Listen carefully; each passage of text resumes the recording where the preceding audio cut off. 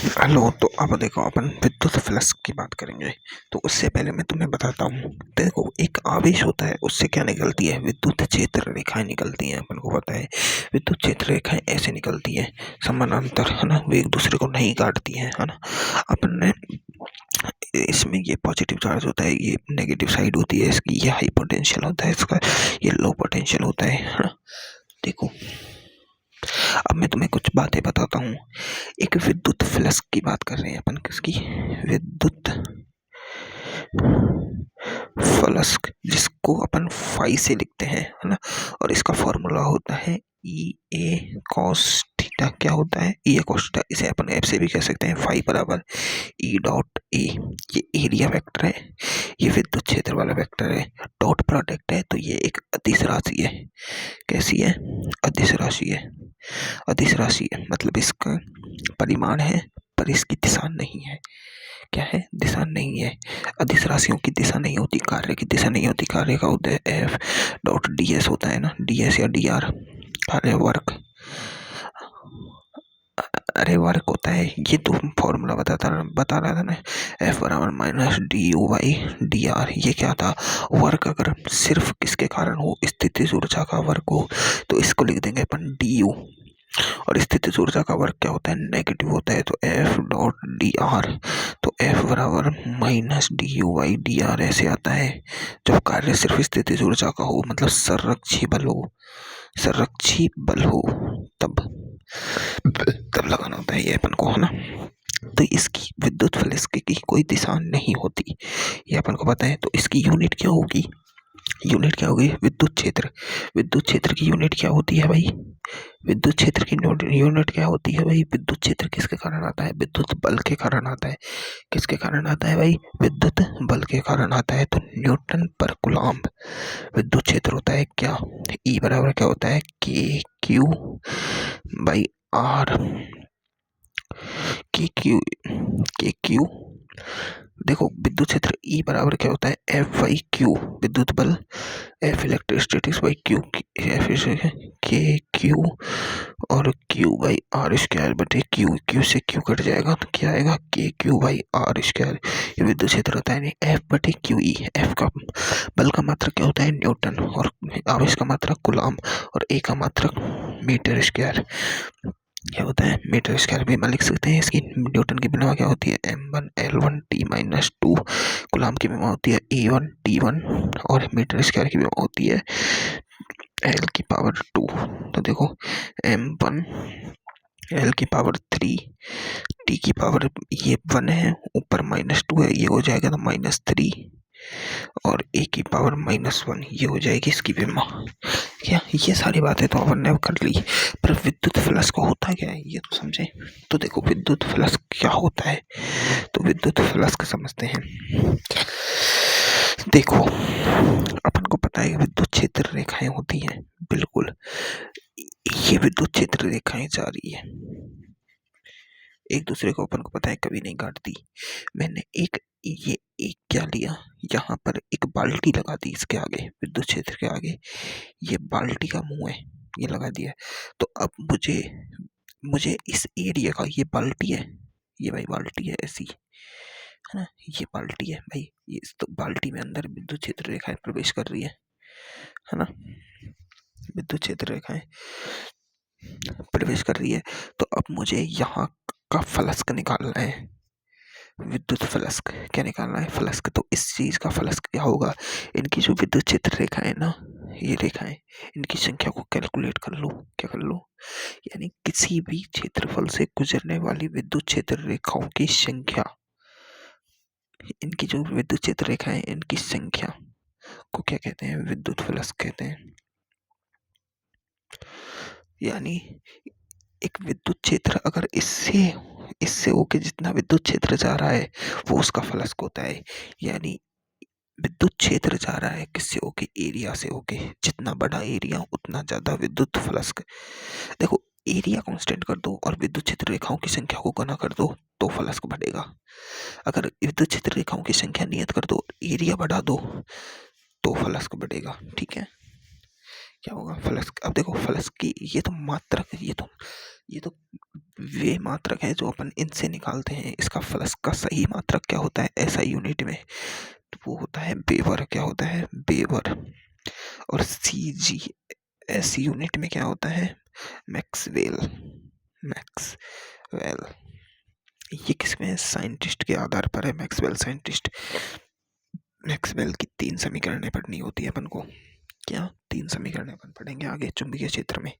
ठीक है, देखो यहाँ पर ई भी वेक्टर में है और ए भी वेक्टर में है, तो ई और ए का डॉट प्रोडक्ट करना अपन को आता है, डायरेक्ट मल्टीप्लाई करना होता है। तो देखो, अगर ई वेक्टर दे दिया हो आई कैप जे कैप माइनस 3 कैप, है ना, प्लस, और ये ए वेक्टर दे दिया हो -2 के 2 आई कैप प्लस जे कैप और प्लस के कैप में +2 के कैप में, है ना, तो 5 वेक्टर आएगा। इन दोनों को क्या कर दो? मल्टीप्लाई कर दो। -2 गुणा 1 -2, है ना, प्लस, देखो प्लस जे गुणा जे +1 प्लस -3 गुणा 2 -6, तो -6 और -2 -8 प्लस 1 -7। क्या हुआ आंसर? 5 की कोई डायरेक्शन नहीं होती तो दिशा नहीं लिखेंगे, यूनिट लिख सकते हैं। -7 मैक्सवेल या वेबर। ठीक है, अब एक बात बताओ, देखो एक क्वेश्चन लिखा हुआ है सर का, एक क्वेश्चन है, देखो क्या है। एक वर्ग जिसका क्षेत्रफल XY तल में है, परिमाण 10 मीटर स्क्वायर है, इसका क्षेत्रफल का सदिश क्या होगा? क्षेत्रफल का सदिश, तो देखो, अरे यार, तो देखो समझो बात। XY तल में तो देखो दिशा लंबवत, Z तल में के कैप होगी, यानी -के या +के नहीं दिए, तो आंसर क्या होगा ये? तो देखो कैसे आया ये आंसर। एक वर्ग, देखो एरिया वेक्टर हमेशा लंबवत दिया जाता है। कैसे लंबवत? ये देखो सरफेस एरिया है, ये x तल हो गया, ये y तल हो गया। ठीक है, तो इसका जो एरिया वेक्टर आएगा इस XY तल का, वो आएगा के कैप में ही, यहाँ इस तरह, ये इसका एरिया वेक्टर होगा। अगर तुम्हें कहीं भी ये छत ऐसे दे दी तो इसका एरिया वेक्टर या तो इस तरफ या इस तरफ होगा, इसका इसका। ठीक है, अगर तुम्हें ऐसा एरिया वेक्टर दे दिया तो इसका ऐसे लंबवत, मतलब जो सतह दी है उससे लंबवत वेक्टर हमेशा एरिया वेक्टर होता है। क्या होता है? एरिया वेक्टर हमेशा लंबवत होता है। ठीक है, तो अब एक बात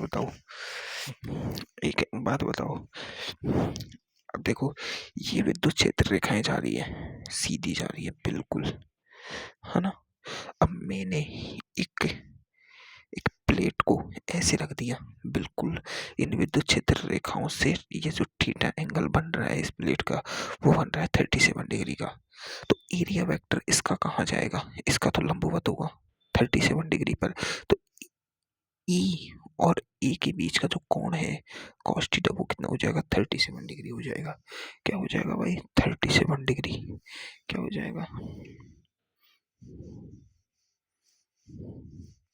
37 डिग्री। ठीक है, अब एक बात याद रखनी है मन को, एक बात समझो, विद्युत क्षेत्र रेखाएं जा रही है ऐसे, ठीक है, और इन विद्युत क्षेत्र रेखाओं के सामने मैं एक घन रख रहा हूँ। क्या रख रहा हूँ? घन नहीं, घन नहीं, एक प्लेट ली मैंने, एक प्लेट क्या ली? एक सीधी पुचक प्लेट ली।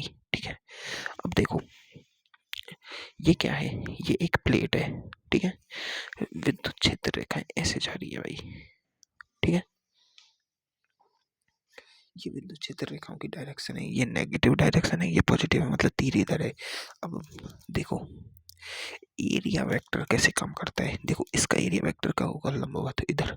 ठीक है, ये किधर होगा? इधर। अब देखो एक बात समझो, cos थीटा, थीटा में अगर थीटा 90 डिग्री है तो क्या होगा? cos 0 हो जाता है, बिल्कुल 90 डिग्री है ना, तो cos थीटा की वैल्यू क्या हो जाती है? 0। अगर थीटा इक्वल टू 0 डिग्री है तो cos थीटा की वैल्यू क्या हो जाती है? 1। तो cos थीटा की वैल्यू 1 होगी तो ई ए cos थीटा में क्या हो जाएगा? ई ए की वैल्यू मैक्सिमम हो जाएगी। अगर 0 हो गई तो ये पूरा वैल्यू क्या हो जाएगा? 5 क्या हो जाएगा? 0। और एरिया वेक्टर क्या होता है? इस सतह के हमेशा लंबवत होता है। ठीक है, तो देखो ये तो ई की डायरेक्शन है, ई की डायरेक्शन अपन को पता है किधर है, इधर। समझो, ई की डायरेक्शन हमेशा किधर है, इधर। फिक्स कर दिया अपन ने। अब मैंने इस ई की डायरेक्शन में मैंने ये एरिया वेक्टर रख दिया, ये शक्ति रख दी। अबे तो डर जाए यार, ये प्लेट रख दी। अब देखो, ई की डायरेक्शन इधर, इसका एरिया वेक्टर कहाँ आएगा, इस सतह का एरिया वेक्टर हमेशा इस सतह के लंबवत आता है। ये आ गया। दोनों के बीच में एंगल कितना है, 90 डिग्री। मतलब अब cos थीटा कितना हो जाएगा, 90 डिग्री। तो ई ए cos थीटा में क्या हो जाएगा, 90 डिग्री। तो फाई बराबर क्या आ जाएगा, 0। मतलब एरिया, मतलब विद्युत क्षेत्र की डायरेक्शन में के बगल के ऊपर से जाए या नीचे से जाए, इससे कोई फर्क नहीं पड़ता है, हमेशा ई 0 ही आएगा। इसके अंदर से तो नहीं जा रहा ना, प्लेट के नहीं जा रहा। अब देखो, अब मैंने प्लेट को ऐसे रख दिया। अब एरिया वेक्टर किस तरह आएगा इसका, या तो इधर आएगा एरिया वेक्टर, या तो इधर आएगा या इधर आएगा 90 डिग्री पर। तो थीटा कितना होगा, या 0 होगा या 180 होगा। अगर देखो एरिया वेक्टर इधर आया, इधर देखो एरिया वेक्टर इधर हुआ, इसका इसका एरिया वेक्टर इधर हुआ, तो दोनों की डायरेक्शन सेम है, तो cos 0 आएगा। एरिया वेक्टर इधर हुआ इसका, तो एरिया वेक्टर इधर जा रहा है, इसकी डायरेक्शन इधर जा रही है, तो मतलब 180 डिग्री। तो इसमें -1 या फिर क्या आएगा, वो आएगा। अब देखो, ये एक घन लो, घन।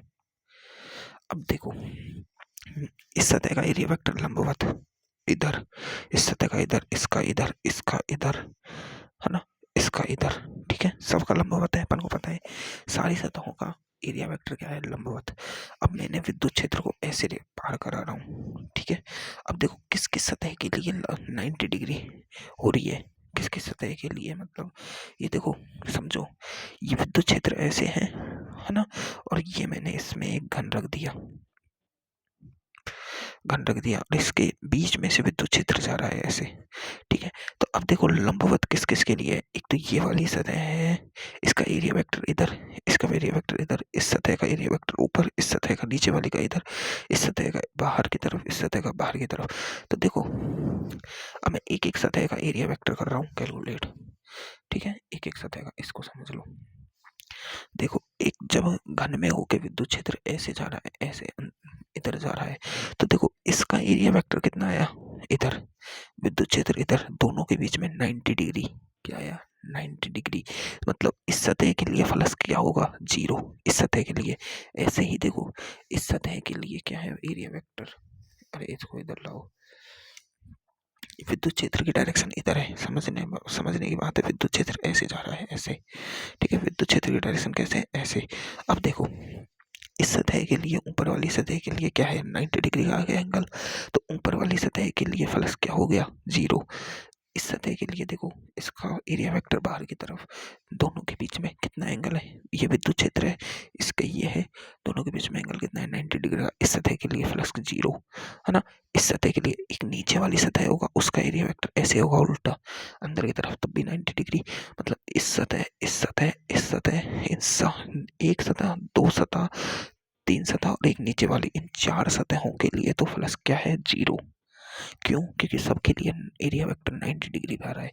देखो, इसके लिए, इस सतह के लिए एरिया वेक्टर बाहर की तरफ, विद्युत क्षेत्र की डायरेक्शन इधर, इसकी भी डायरेक्शन इधर, तो एरिया वेक्टर दोनों की तरफ एक दिशा में 0 डिग्री है। तो फ्लक्स क्या आएगा, फ्लक्स क्या आएगा, फाई बराबर ई ए आएगा पॉजिटिव में।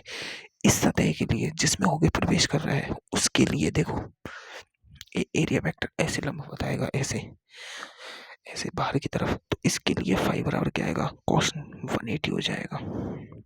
180, तो 180 की वैल्यू होती है -1, तो फाई बराबर आएगा -EA। क्या आ जाएगा, -EA। समझ में आई बात है। तो अब घन में कहाँ से फ्लक्स जा रहा है, किस सतह से जा रहा है, ये समझ में आई अपन को बात है। ठीक है, अगर इसकी जगह एक चकती होती, क्या होती है, चकती होती। अब देखो, ये चकती है, अब ये चकती ऐसे रखी है, डट जा भाई, ये ऐसे रखिए, इससे एरिया वेक्टर ऐसे जा रहा है। देखो दोनों के बीच में कितना है, इसका एरिया वेक्टर ऐसे, ये तो इसका एरिया वेक्टर है ये वाला, और ये विद्युत फ्लक्स की डायरेक्शन है। दोनों के बीच में थीटा कितना है, 180 का। तो और इसका एरिया क्या है, इस चकती की सतह का एरिया क्या है, पाई r स्क्वायर। क्या है इसका एरिया, पाई आर स्क्वायर। तो इसका ई क्या आएगा, ई आएगा माइनस ई ए, ठीक है। और फाई बराबर क्या आ रहा है, माइनस ई, और ए क्या है, पाई आर स्क्वायर, जो इसकी त्रिज्या है। क्या है इसकी त्रिज्या। अब देखो ये तो ऐसे, और मैंने क्या किया कि एक थीटा कोण पर ऐसे निकलता हुआ फलस्क बना दिया। क्या, थीटा कोण पर निकलता हुआ ऐसे फलस्क बना दिया। ऐसे ये फलस्क है, थीटा कोण पर ऐसे एंगल पे निकल रहा है। कैसे एंगल पे, देखो ऐसे, ये तो चकती हुई, इससे ये थीटा कोण पर निकल रहा है। ये क्या 37 डिग्री पे। तो अब देखो इसका एरिया वेक्टर कहाँ होगा, इसका एरिया वेक्टर तो ये होगा, फिक्स है ना। एरिया वेक्टर तो फिक्स है। इससे इसकी इस सतह से थीटा कोण पर मैंने लिया है। तो इन दोनों के बीच में ये तो क्या है, विद्युत क्षेत्र की डायरेक्शन, ये रही ई, ये तो ई है। इसका एरिया वेक्टर ये है, सतह का, इस चकती का एरिया वेक्टर तो ये है। इससे जो विद्युत क्षेत्र निकल रहा है वो ऐसे निकल रहा है। कैसे निकल रहा है, ऐसे अंदर से, यानी इसके अंदर से बाहर निकल रहा है ऐसे। थीटा कोण पर कितना है, थीटा कितना है, 37 डिग्री। तो एक बात बताओ, ये तो, ये क्या है, विद्युत क्षेत्र, ये है एरिया वेक्टर। इन दोनों के बीच में एंगल कौन सा है, इन दोनों के बीच में एंगल ये है, देखो ये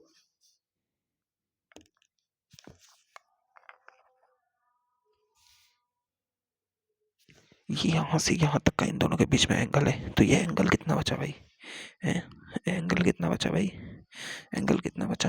तो देखो ये 37, तो ये 90 में 37 गया, तो ये 53 डिग्री का बचा। तो फाइव बराबर आएगा ई ए कॉस 50 डिग्री। देखो कॉस है तो उल्टा बड़े के साथ छोटा 3/5 लेना है। तो फाइव बराबर आ जाएगा 3/5 ई ए। ठीक है, समझ में आई बात, बिल्कुल। अब तुम, मुझे पता है कि तुम कैसे भी करके एरिया वेक्टर निकालना सीख चुके हो, बिल्कुल। एरिया वेक्टर समझ में आ गया तुम्हें, फ्लक्स समझ में आ गया। हमेशा याद रखना, अगर फ्लक्स अंदर से प्रवेश नहीं कर रहा है, अंदर से मतलब उस एरिया के अंदर नहीं जा रहा है, उसके समानांतर जा रहा है। देखो इसमें जो ये डायरेक्शन है, तो इसमें से देखो ये फ्लक्स बाहर निकल रहा है, सीधा ही निकल रहा है बाहर, सीधा निकल रहा है। तो इसकी इस सतह, ये सतह, ये सतह, ये सतह, और इसके अंदर इन सतहों पर फ्लक्स जीरो होगा। क्या होगा, जीरो। फ्लक्स सिर्फ इस सतह और इस सतह के कारण होगा, क्योंकि इसमें से ही होके डायरेक्शन जा रही है। समझ में आ रही है ना बात, बिल्कुल। तो अब अपन फ्लक्स कर सकते हैं आराम से।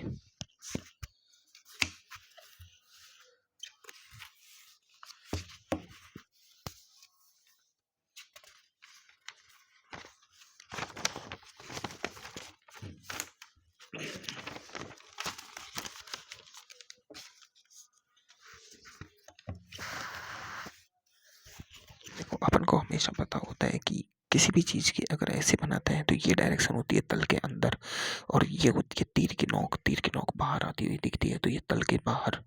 ये तीर का पिछवाड़ा होता है, क्रॉस, जिससे तीर चलती है, तो ये तीर अंदर जा रही है, तो ये अंदर वाला तल है, ये बाहर वाला तल है, डॉट का मतलब, है ना। तो अब समझो, अब समझो, ये एक छोटी चकती है भाई, इसके अंदर विद्युत विद्युत क्षेत्र ऐसे है, क्रॉस क्रॉस में है, क्रॉस एरिया में है, पूरे में क्रॉस में, है ना। और ये एक बड़ी चकती है, इसकी त्रिज्या आर है, इसकी त्रिज्या यहाँ से यहाँ तक 2r है। ठीक है, क्या है, 2r।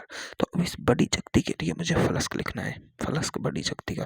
देखो छोटी चकती का तो एरिया इतना है, और इसके अंदर जो जा रहा है, देखो एरिया वेक्टर तो बाहर है, समझो, एरिया वेक्टर बाहर है ना। एरिया वेक्टर बाहर भी है और अंदर भी है ना। तो देखो एरिया वेक्टर अपन को दे रखा है, तो बनाओ, नहीं तो उसी की दिशा में ले लो। इसका एरिया वेक्टर भी इधर, और इसका ये, तो फाइव बराबर क्या हो जाएगा इसका, तो ये क्या होगा इसका, पाई आर स्क्वायर, क्योंकि आर त्रिज्या है इसकी, चकती है। ठीक है, और देखो बड़ी चकती, ये तो छोटी के लिए हो गया, बड़ी चकती के लिए ई ए क्या होगा। देखो एरिया वेक्टर वह वेक्टर लेना है जिसके अंदर से विद्युत क्षेत्र रेखाएं जा रही हो। क्या इसके अंदर विद्युत क्षेत्र रेखाएं जा रही है, क्या जा रही है, इसके अंदर नहीं जा रही, तो ये नहीं लेना एरिया, इसका ही कैलकुलेट करना है अपन को। तो इसका भी क्या होगा, पाई आर स्क्वायर ई, यही होगा। क्या होगा? पाई आर स्क्वायर ई। क्यों? क्योंकि देखो एरिया वेक्टर उसी शक्ति का लेना है जिसमें से होके जा रही है, ठीक है, जिसमें से होके जा रही है। और ये घन वाला क्वेश्चन तो मैंने तुम्हें अभी करा ही दिया है भाई। क्या है? करा ही दिया है भाई, है ना। घन वाला क्वेश्चन तो मैंने तुम्हें अभी करा ही दिया है। देखो अब एक बात समझो, इसमें देखो घन में, ये मैंने तुम्हें अभी बताया कि ये जो घन होता है,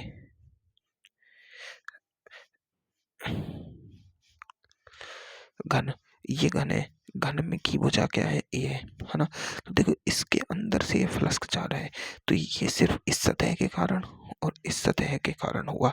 इस सतह का एरिया वेक्टर बाहर होगा और इसका ई भी बाहर, तो थीटा क्या है यहाँ? 0 डिग्री। इस सतह का एरिया वेक्टर इधर और इसका ई इधर, तो यहाँ थीटा क्या है? 180 डिग्री। तो देखो 180 डिग्री होता है तो फाई 1 क्या हो जाएगा? माइनस ई ए। ए क्या है? एक चक, इसकी वर्ग है, ये एक वर्ग है, ये तो एक वर्ग है ना। वर्ग की वजह क्या होती है? ए स्क्वायर। तो फाइव 1 हो जाएगा माइनस ई ई ए स्क्वायर। इसमें थीटा 0 डिग्री है तो फाइव 2 क्या हो जाएगा? ई ए स्क्वायर पॉजिटिव का, तो फाइव नेट क्या हो जाएगा? फाइव 1 प्लस फाइव 2, तो माइनस ई ए स्क्वायर प्लस ई ए स्क्वायर। फाइव नेट क्या हो जाएगा? 0। देखो इस सतह के कारण नहीं होगा, इसकी ये जो बाहर की सतह इसके कारण नहीं होगा, इस सतह के कारण नहीं होगा, इसकी ये नीचे की का कारण नहीं होगा, इन चारों सतहों के कारण नहीं होता है। अभी समझाया था मैंने क्यों नहीं होता है, ठीक है, क्योंकि इनके सबके लिए एरिया वेक्टर क्या आ रहा है? 90 डिग्री में। तो देखो हमेशा याद रखना है कि कोई भी बंद सतह है, गोल सतह है, बंद सतह है और उसमें से इलेक्ट्रिक फील्ड पार जा रही है, क्या जा रही है? पार जा रही है। तो उस बंद सतह के लिए, बंद सतह के लिए, किसी भी बंद सतह के लिए विद्युत क्षेत्र रेखाओं की से जाने वाली संख्याओं के कारण जो फ्लक्स होता है फाइनेट, वो फाइनेट क्या होता है? हमेशा 0 होता है। 0। अब चाहे वो बंद सतह, देखो एक वृत्त, वर्ग हो, एक वृत्त हो, कुछ भी हो, इससे अगर पार जा रही है, विद्युत क्षेत्र रेखाएं पार जा रही है, तो फ्लक्स क्या होगा? 0। अब देखो ये एक बेलन है, इधर से छोड़ा है, इधर से है ना। अब इससे विद्युत क्षेत्र रेखाएं जा रही है, विद्युत क्षेत्र रेखाएं जा रही है, तो क्या फ्लक्स 0 होगा? नहीं, इसके लिए नहीं होगा क्योंकि ये खुला हुआ है। क्या है? खुला हुआ।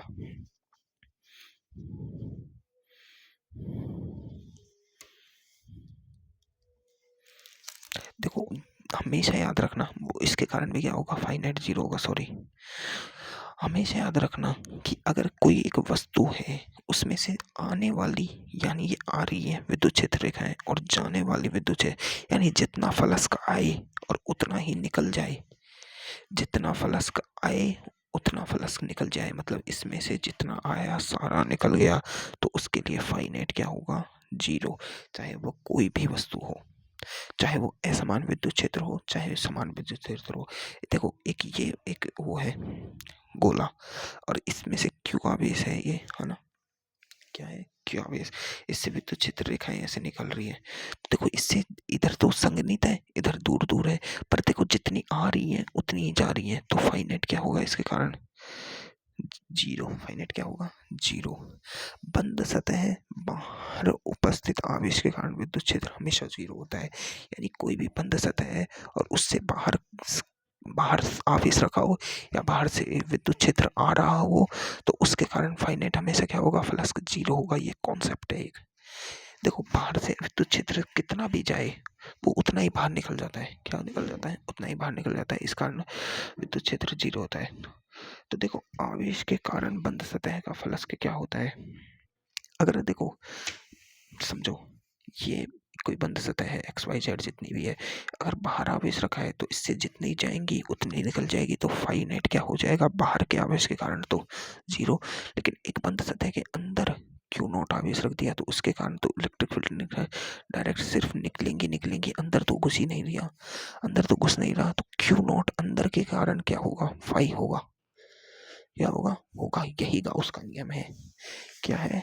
यही तो गाउस का नियम है, ठीक है। तो अब समझो, क्या? अब समझो,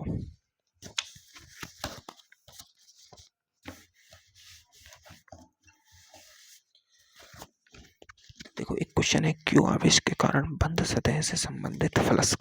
देखो ये एक बंद सतह है, ये क्यू आवेश है, क्या है पॉजिटिव चार्ज।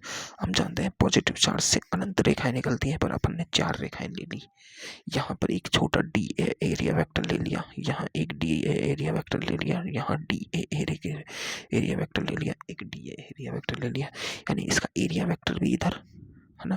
ये एक छोटा लिया है तो इसका जो लंबवत घटक क्या होगा, ए इधर, इसका लंबवत घटक ए इधर, ए इधर। और यहाँ पर विद्युत क्षेत्र की डायरेक्शंस क्या है, बाहर की तरफ। सब में विद्युत क्षेत्र की डायरेक्शन कहाँ है, बाहर की तरफ। ये पॉजिटिव चार्ज के कारण आवेश बाहर की तरफ जाता है, वो विद्युत क्षेत्र रेखाएं बाहर की तरफ जाती है। दूरी कितनी है भाई, आर है त्रिज्या सबकी, ठीक है। अब अपन को देखो डी फाई कैलकुलेट करें तो होगा E D A cos theta, ठीक है। अब देखो इसका अपन ने समाकलन कर दें तो ये हो जाएगा फाई, ये हो जाएगा ई डी ए। थीटा क्या है, देखो दोनों एरिया वेक्टर एक तरफ है तो थीटा 0 डिग्री है, क्या है 0 डिग्री, है ना, ठीक है, कोई दिक्कत नहीं है। यहाँ देखो समझो, अब यहाँ पर D A area vector, area क्या है, ये एक गोलीय सतह है। अब गोलीय सतह क्या होती है भाई, ये गोलीय सतह क्या होती है भाई, इस गोलीय सतह को गोला मान लें, ये गोलीय सतह गोला है तो इसका देखो, इसका डी ए क्या होगा 4 पाई आर स्क्वायर, ये एरिया इसका ई, यानी इस छोटे ये डी ए वेक्टर है, इसका टोटल एरिया क्या होगा, इसका एरिया होगा तो फाई बराबर क्या होगा ई डी ए, इसका पूरा टोटल एरिया, इसका जो समाकलन करके जो पूरा टोटल एरिया है वो आएगा 4 पाई आर स्क्वायर। अपन कैलकुलेट कर चुके हैं ये, अपन देखो लिखते हैं। एक गोले का क्षेत्रफल क्या होता है, गोले का क्षेत्रफल ए, गोले का वो कितना होता है 4 पाई आर स्क्वायर। कहाँ से आया, इसके एक छोटे एरिया का समाकलन कर करके एक छोटे एरिया वेक्टर का वो लिया, एक छोटे से इतने छोटे से बिंदु का क्षेत्रफल ले लिया, फिर उस गोले के सापेक्ष उसका समाकलन किया, तब जाके ये आया। मतलब इस डी ए वेक्टर का समाकलन करके ये अपन को डायरेक्ट फॉर्मूला याद कराया है। जैसे एक बेलन होता है, बेलन का क्षेत्रफल क्या होता है pi r square h, pi r square h. कैसे आया, कैसे आया, समाकलन करके आया भाई। एक चकती होता है, उसका एरिया क्या होता है पाई आर स्क्वायर, कैसे आया, समाकलन करके आया। तो ये इसका समाकलन करके डायरेक्ट ये आता है कि अपन को पता है भाई, अपन देख चुके हैं ना, इसलिए अब अपन को विश्वास नहीं हो रहा कि ये समाकलन करके आया है। बिल्कुल भाई समाकलन करके आया है। ई, अब देखो ई क्या होता है, एक बिंदु आवेश के कारण विद्युत क्षेत्र क्या होता है, ई बराबर के क्यू बाई आर स्क्वायर होता है कि नहीं होता, आर क्या है यहाँ बड़ा, तो देखो फाई बराबर के q by r square 4 pi r square. तो देखो फाई बराबर क्या हो जाएगा, के की जगह अपन क्या लिख सकते हैं 1/4 pi epsilon naught q by r square. ये आर किसका है, एरिया इसका है, तो आर स्क्वायर ये भी है 4 पाई आर स्क्वायर से आर गया, 4 पाई से 4 पाई गया, सीधी बात है फाई बराबर आ रहा है क्यू बाई एप्सिलॉन नॉट। क्या आ रहा है भाई, क्यू बाई एप्सिलॉन। ये किसके कारण है, एक बंद आवेश के कारण, बंद आवेश। अगर बाहर आवेश होता, ये बाहर तो इससे तो विद्युत क्षेत्र जितना जाता उतना निकल जाता, इस बाहर के आवेश के कारण तो होता ही नहीं है। वो अपन ने अभी फ्लक्स चेक किया है, ये फ्लक्स है इनका। तो देखो फाई है ना, किसकी, बंद सतह का, बंद सतह का बराबर क्यू किसके कारण, इनके कारण बटे एप्सिलॉन नॉट, ये हो रहा है, समझे। यह बंद सतह के अंदर उपस्थित आवेश के कारण फ्लक्स तथा फ्लक्स फाई इन सतह के क्षेत्रफल पर निर्भर नहीं कर रहा है। ये सतह के क्षेत्रफल पर निर्भर नहीं कर रहा है, ये जितना फ्लक्स होगा, अगर अंदर आवेश रखा है, अंदर आवेश रखा है तो फ्लक्स इतना ही होगा हमेशा, एरिया पर निर्भर नहीं कर रहा है, एरिया वेक्टर पर निर्भर नहीं कर रहा है, एरिया वेक्टर पर निर्भर नहीं कर रहा है। अब देखो, अब एक बात समझो, ये एक एरिया है, कुछ भी एरिया, अब जब एरिया पर निर्भर कर ही नहीं रहा तो कुछ भी बना लो, क्या फर्क पड़ता है, सही बात है। देखो मैंने एक आवेश यहाँ रख दिया, एक यहाँ रख दिया, इसको Q1, ये Q2, यहाँ Q3, ये Q4, ये माइनस Q5, ऐसे मैंने 3-4 आवेश रख दिए, ठीक है, 3-4 आवेश रख दिए। देखो बाहर के आवेश के कारण नहीं होता है फ्लक्स, तो देखो 5-1 0, 5-2 0 five 3 Q3/epsilon naught 5 4 Q4/epsilon naught 5 5 minus Q5/epsilon naught। कोई समस्या, कोई दिक्कत, कोई परेशानी नहीं? ऐसे लिख सकते हैं ना अपन, बिल्कुल। क्यू नेट फाइव नेट क्या होगा? 5 1 + 5 2 + 5 3। देखो क्या होगा इसमें, 5 1 नहीं, 5 1 5 2 5 3। देखो इन दोनों को तो हटाओ यार, 5 3, क्योंकि इनका तो 0 है ना भाई। 5 4 + 5 5। तो देखो 5 3 कितना है? Q3/epsilon naught Q4/epsilon naught। और ये क्या है? Plus minus Q5/epsilon naught। देखो कॉमन क्या आ रहा है? epsilon naught 1/epsilon naught। और ये क्या है? ये क्या है? योग है इन सब का, यानी समेशन Q1 से Q n तक का योग है ये Q का। मतलब समेशन Q लिखूं तो इन Q का योग बटे बटे में क्या आ रहा है? 1/epsilon naught 1/epsilon naught। ये क्या होता है? Phi net. यही है गाउस का नियम। गाउस का नियम क्या है? फाई फलस्क बंद सतह का होता है 1/epsilon naught के समानुपाती, और समेशन यानी योग किसके? क्यू ने क्यू इन के, क्यू इन जितना है उसके योग के समानुपाती ये होता है। तो इसको अपन कैसे लिखते हैं भाई? अपन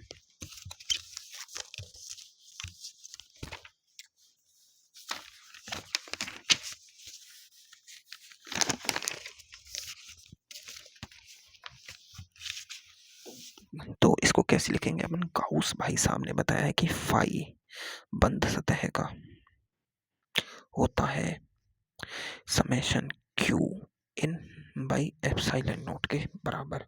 इस फाई बंद सतह को क्या लिख सकते हैं अपन? फाई को क्या लिखते हैं? E dot D A vector का योग, और बंद सतह का है इसलिए गोला बराबर epsilon Q in by epsilon not, क्योंकि फाई बराबर ये नहीं होता है E dot D A vector होता है कि नहीं होता? तो गाउस ने ये नियम दिया है। समझ में आया कैसे दिया है, कहाँ दिया है? क्यू इन सिर्फ क्यू इन का है, बाहर के आवेश के कारण तो जितना आएगा उतना चला जाएगा। अब अपन क्यू इन लिखना सीखेंगे बस, ठीक है? तो अब गाउस का नियम तुम्हें समझ आ गया? बिल्कुल आ गया, बिल्कुल आ गया। क्यू इन लिखना अपन ने सीख लिया है। तो अब देखो, अब ये किस है? इसका मतलब है बंद सतह होनी चाहिए। एक बात बताओ, ये आधा गोला रखा है, आधा खोखला गोला रखा है, इसके केंद्र पर आवेश रख दिया Q, इसके कारण इसका विद्युत क्षेत्र वो निकालना है अपन को फाई। तो फाई बराबर क्या होगा? बंद सतह तो है नहीं, तो अब अपन को क्या करना है? इसको बंद कर देना है। कैसे? अपन ने एक मान लिया कि आधा गोला और रखा है, तो इस पूरा इसके ऊपर आधा गोला और रख दिया अपन ने, तो ये बंद हो गए। तो पूरे गोले के कारण फलस्क क्या होगा? क्योंकि देखो बंद गोला तो पूरा होगा, पूरे गोले के कारण फ्लक्स क्या होगा? Q/epsilon naught। तो एक गोले के कारण है ये पूरा, तो आधे गोले के कारण क्या हो जाएगा? आधे गोले के कारण हो जाएगा Q/epsilon naught में भाग का आधा, आधा मतलब 1/2, यानी Q/2 epsilon naught। इसके कारण कितना आएगा? Q/2 epsilon naught, आधे के कारण। अब एक बात बताओ, ये एक शंकु है, इसके केंद्र पर आवेश रख दिया Q, तो अपन को पूरे का आवेश, तो देखो मैंने क्या किया, एक और शंकु बना दिया, तो दो शंकुओं के कारण आवेश बंद सतह का कितना हो जाएगा? Q/epsilon naught। तो एक शंकु का हो जाएगा Q/2 epsilon naught आधा, क्योंकि एरिया पे तो डिपेंड कर ही नहीं रहा, आकृति तो कैसी हो क्या फर्क पड़ता है? आकृति तो कैसी हो। अब देखो घन की बात की जाती है, तो देखो एक घन की अपन रूपरेखा देख लेते हैं। क्या देख लेते हैं? रूपरेखा। तो देखो ये रूपरेखा होती है घन की, घन ऐसा होता है, ठीक है? तो देखो इसको तो कहते हैं कोना। इस जो ये एरिया दिख रहा है ना, ये पूरा ये इसको एक फलक कहते हैं। क्या कहते हैं? फलक। और जो ये दिख रहा है तुम्हें, ये एक पट्टियां पट्टियां दिख रही है, इनको क्या कहते हैं? इनको क्या कहते हैं यार? कोना, फलक, किनारे। ये क्या है? किनारे। तो देखो कोना कितना है? एक कोना, दो कोना, तीन कोने, चार, और चार ही ऐसे। तो कोने तो होते हैं 8 और किनारे कितने होते हैं? 1 2 3 4 5 6 7 8 9 10 11 12 किनारे होते हैं। कितने होते हैं भाई? 12 किनारे होते हैं। और फलक कितने होते हैं? 1 2 3 4 5 6 फलक होते हैं। अरे यार गिन लो। देखो, 1 फलक, 2 फलक, 3 फलक, 4 फलक, 5 फलक और एक नीचे वाला ये बॉट वाला 6 फलक। ठीक है। अब देखो किनारे कितने हुए, कोने कितने हुए? 1 कोना, 2 कोना, 3 कोना, 4 कोना और एक 5 कोना, 6 कोना, 7 कोना, 8 कोने। अब किनारे कितने हुए देखो, बोट से शुरू करते हैं। 1 किनारा, 2 किनारा, 3 किनारा, 4 किनारा। ठीक है, ये वाला गिन लिया अपन ने। 4 किनारा, 5 किनारा, 6 किनारा, 7 किनारा, 8 किनारा, 9 किनारा, 10 किनारा, 11 किनारा और एक 12 किनारा। और हाँ, 12 ही होते हैं टोटल। कितने होते हैं? 12 किनारे होते हैं भाई। ठीक है, तो अब एक बात बताओ, मैं आवेश को घन के केंद्र पे रखता हूँ। एक बार समझो, घन के केंद्र पर रख दिया तो तो घन के केंद्र पर रखते ही एक एक घन के कारण आवेश, एक घन के कारण जो फाई होगा, फ्लक्स होगा, वो कितना होगा? Q by epsilon not. ठीक है। अब देखो, ये आवेश तो हर जगह फैलाएगा विद्युत क्षेत्र, बिल्कुल, है ना, फैलाएगा। तो अब देखो फलक कितने हैं? 6। तो एक घन में कितने होते हैं? 6 फलक। तो 6 फलकों के कारण फाई कितना हो जाएगा? Q by epsilon naught. तो एक फलक के कारण कितना हो जाएगा? एक फलक के कारण फाई हो जाएगा क्यू बाई 6 एप्सिलॉन नॉट। एक इसका छठवां भाग। ठीक है, इसमें किनारे कितने होते हैं? 12। कितने होते हैं? 12। तो 12 किनारों के कारण, किनारों के कारण फ्लक्स फाई कितना हो जाएगा? Q by epsilon not. क्योंकि एक घन में कितने होते हैं? 12 किनारे होते हैं। तो एक किनारे के कारण कितना हो जाएगा? Phi by q by 12 epsilon naught. ऐसे ही 8 कोनों के कारण कितना हो जाएगा? Phi by q by epsilon naught. तो एक कोने के कारण कितना हो जाएगा? फाई बराबर क्यू बाई 8 एप्सिलॉन नॉट। तो एक घन में अगर अपन से क्वेश्चन पूछ सकता है कि एक घन के केंद्र पर आवेश रखा है तो उसके एक कोने के कारण फ्लक्स कितना होगा? फाई बराबर क्यू बाई 1/8 एप्सिलॉन नॉट। ठीक है, ठीक है, तो आज के लिए इतना ही काफी है। अब अपन कल देखेंगे। ठीक है।